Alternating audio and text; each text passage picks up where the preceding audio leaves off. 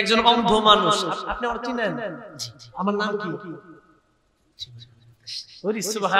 আলহামদুলিল্লাহ, মারহাবা। একজন অন্ধ মানুষ, উনি আমাকে চিনেন, বলেন আলহামদুলিল্লাহ। সবাই তো ইউটিউব দেখেছেন, উনি না দেখেছেন, এটা একটা আনকমন ব্যাপার না? আর উনি স্টেজে আসার সময় দেখছেন তো আমার কাছে বলতেছিল, ভাই আপনার একটা গজল আমি অনেক ভালো পারি, কিন্তু আমার খুব ইচ্ছা আপনার সাথে গাইবো। এটা খুব ইচ্ছা ওনার। এখন আমরা চোখের মাধ্যমে যে গুনাহ করি ওইগুলো তৈরি করে না, করে বলেন একজন অন্ধ মানুষ, দেখেন কি সুন্দর চেহারা। তো এখন উনি বলতেছিল যে আমার সাথে কতটা গাইবে, উনি মাইক নিক, এরপরে ইনশাআল্লাহ আমিও গাইবো। আলহামদুলিল্লাহ, আলহামদুলিল্লাহ। আপনি খুশি হয়েছেন? আল্লাহ আকবার। আচ্ছা, পুরস্কার দেব না, আগে গজল গান, ঠিক আছে? আমার একটা গজল খুব ভালোবাসে, এটাও মদিনা নিয়া। বলেন তো ইনশাআল্লাহ, শুরু করেন, দেখি একসাথে গাইবো ইনশাআল্লাহ। আসসালামু আলাইকুম ওয়া রাহমাতুল্লাহি ওয়া বারাকাতুহু। ওয়া আলাইকুম আসসালাম ওয়া রাহমাতুল্লাহি ওয়া বারাকাতুহু।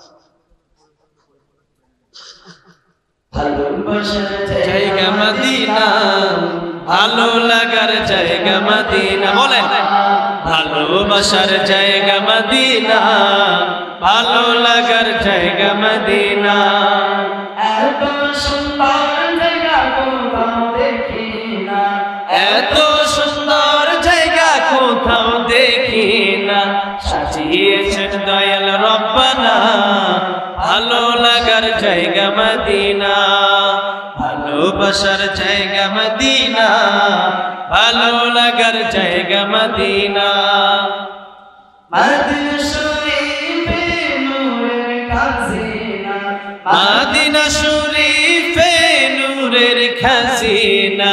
আশিক ছাড়া অন্য বুঝে না, ভালো লাগার জায়গা মদিনা, ভালোবাসার জায়গা মদিনা, ভালো লাগার জায়গা মদিনা।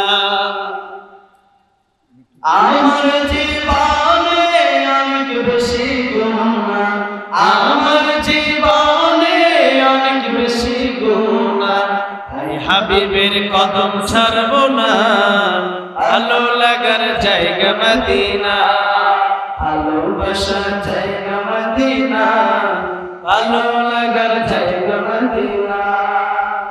একদিন কবর যাব কেউ তো যাবে না, একদিন কবর যাব কেউ তো যাবে না, যাবে আমার শাহে মদিনা, ভালো লাগার জায়গা মদিনা, ভালোবাসার জায়গা মদিনা, ভালো লাগার জায়গা মদিনা।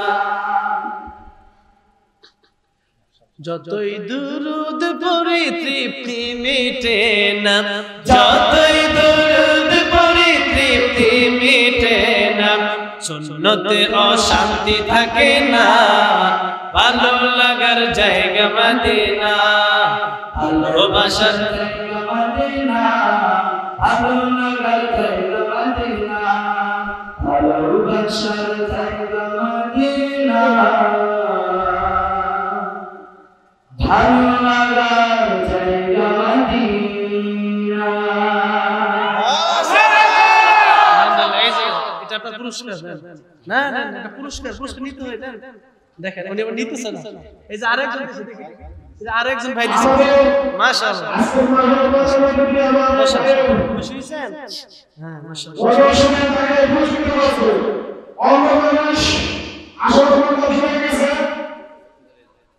আলহামদুলিল্লাহ মাশাআল্লাহ।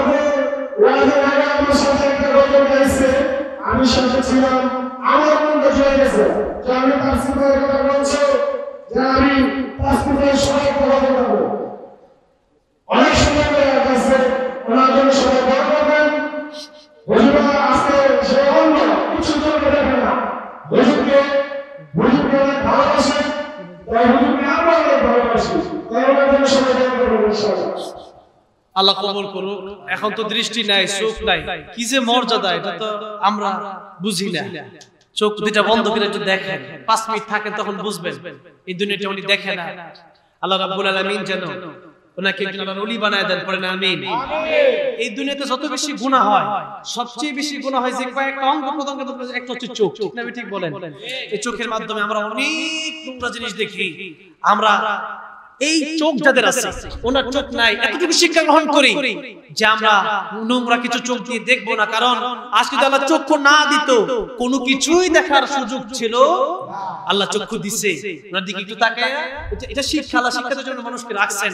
আল্লাহ যেন এই দুনিয়াতে কষ্টে আছে, কাল কিয়ামতের ময়দানে যেন আল্লাহ নবীর সাথে ওনাকে জান্নাত দান করেন, বলেন আমিন।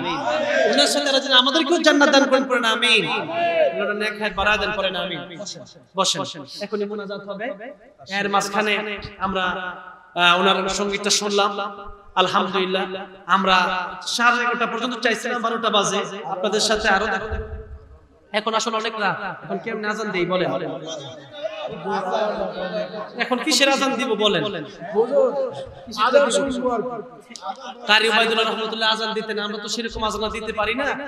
কিন্তু কথা হচ্ছে তারপরেও এই যে এবার কাতারে ধর্ম মন্ত্রণালয়ে আমাকে আল্লাহ রাব্বুল আমিন আজান দেওয়ার সুযোগ করেছেন, আলহামদুলিল্লাহ। এই কাবা শরীফের পাশে মসজিদে বেলাল আছে, সেই মসজিদে বেলাল আল্লাহ রাব্বুল আমিন আমাকে আজান দেওয়ার সুযোগ করে দিয়েছেন, আলহামদুলিল্লাহ বলেন। মুয়াজ্জিনের যারা আজান দেয় কিয়ামতের ময়দানে তাদের গলা থাকবে উঁচা উঁচা গলা, আপনাদের গলা থাকবে এরকম, আর মুয়াজ্জিনের গলা থাকবে এরকম। কেন? আল্লাহ রাব্বুল আমিন দেখাবেন যারা আমার নামের আমার ধ্বনি দিত, মানুষকে কল্যাণের পথে নামাজের পথে ডাকতো, আজান দিত, এইজন্য আমি আল্লাহ স্পেশাল একটা তাদেরকে মর্যাদা দিলাম কিয়ামতের ময়দানে, যার কারণে মুয়াজ্জিনের গলা থাকবে উঁচা। সেই জন্য আমরা অনেকে মনে করি যে এলাকার মুয়াজ্জিন ইনের কি হবে, ইমাম সাহেব হবে, কিন্তু তাদের মর্যাদা আল্লাহর কাছে সবচেয়ে বেশি। সেই জন্য আজান আল্লাহ রাব্বুল আমিন আমাকে পৃথিবীর সবচেয়ে দামি দামি জায়গাগুলোতে দেওয়ার তৌফিক দান করেছেন। এখন সময় অল্প, আমি মাঝে মাঝে বলি যে এত রাতে কিসের আজান? 2 ঘন্টা তো প্রায় আলোচনা করলাম, ঠিক না? 2 ঘন্টা আলোচনা করলাম, শুধু তরজমা করছি, তাফসীর তো করতে পারি নাই। সময় নিয়ে আগামীতে আসবো ইনশাআল্লাহ, কথা বলবো। এখন দেখা গেছে যে এরপরে আজান মানুষের বিরুদ্ধে কি করব, এটা সমালোচনাও আছে যে এত রাতে কিসের আজান, সমালোচনা। কিন্তু আমি মাঝে মধ্যে বলি যে বাংলাদেশ আজান দেয় 5 বার, আর মক্কা মদিনায় কয়বার আজান দেয় আপনারা কোন? তো আপনারা কোন হাদিস সাহেব কেন আছেন? কোন হাজি সাহেব কেউ আছে এখানে? উমরা হজে কেউ গেছে? উমরা বা হজে হাতুরান তো? আল্লাহ, কেউ নাই, আমি একলা। আল্লাহ গো, আমার ভাই এই জানো মাশাআল্লাহ একজন পাইছি, আমার ভাই গেছে। তাহলে এই যে আল্লাহ তো আমার অনেকবার নিছে, এখন এই যে আবার হজে বড় হজে যাচ্ছি, ইনশাআল্লাহ দোয়া করবেন। তো এখন দেখা গেছে আজান মক্কা মদিনায় 6 বার হয়, তার মানে তাহাজ্জুদের 1 ওয়াক্ত আজান হয়। তাহাজ্জুদের কি আজান? আমাদের মানুষ ফজরের সময় উঠে না, তাহাজ্জুদ ডাকলে লাভ আছে না? ওই মুয়াজ্জিনকে কোন কাম করে আল্লাহ জানে, চাকরি থাকবে না, ঠিক থাকবে না চাকরি। তো এই জন্য বাংলাদেশে দেয় না, কিন্তু মক্কা মদিনায় এই 6 ওয়াক্তে আজান দেওয়া হয়, তাহাজ্জুদ আজান দেওয়া হয়, তাহাজ্জুদ শেষে আবার ফজরের আজান দেওয়া হয়, কয়েক মিনিট পরেই জামাত শুরু হয়ে যায়। তাহলে আজকে বাংলাদেশে তাহাজ্জুদের আজান দিয়ে দিই, কি বলেন? ইনশাআল্লাহ দেখি কতটুকু আজান দেওয়া হচ্ছে। পুরো ওয়াজ করা যত কষ্ট, আজান দেওয়া তার চেয়ে বেশি কষ্ট।